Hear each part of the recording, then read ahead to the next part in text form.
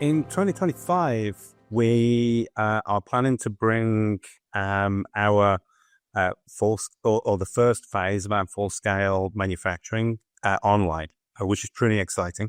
To date, we've been operating out of our pilot plants, and the pilot plant itself, I think I am correct in saying, is probably the largest RNA manufacturing facility in the world. But as you probably know, we've sold out. We sold out very quickly of our entire capacity for our first product, Calanta. And so through 2025, we're hoping we plan to complete the fit out.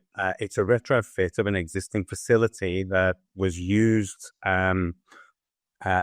in certain aspects of food production. So it's like a brownfield site. It already exists.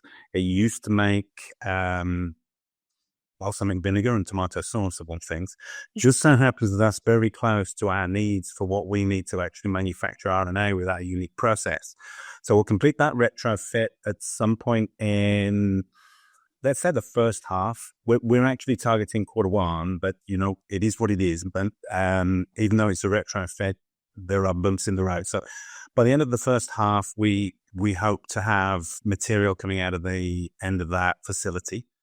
And of course, it's a regulated manufacturing process. So we have submitted samples that have come out of a small part of that facility in order to get the approvals for those materials. And so by the second half of next year, that larger scale manufacturing process will become online.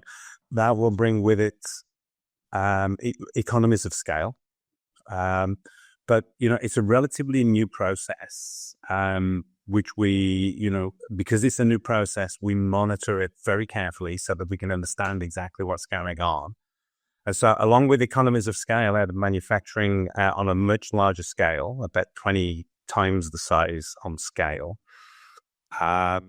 we will also be able to bring forward very minor tweaks in that process. So we'll have economies of scale and economies in the efficiency of the way we process the spent yeast that is our source of nucleotides, and in how we catalyze the reaction as it assembles into the RNA that we actually sell.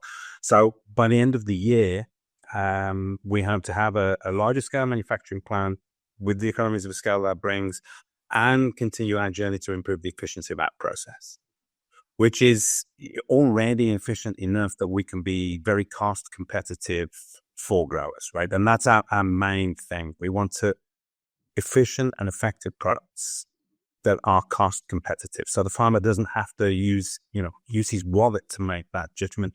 He can make that decision based off environmental profile, residue decisions, but also performance. So it's 25 from a manufacturing aspect is quite an exciting time for us in the manufacturing space.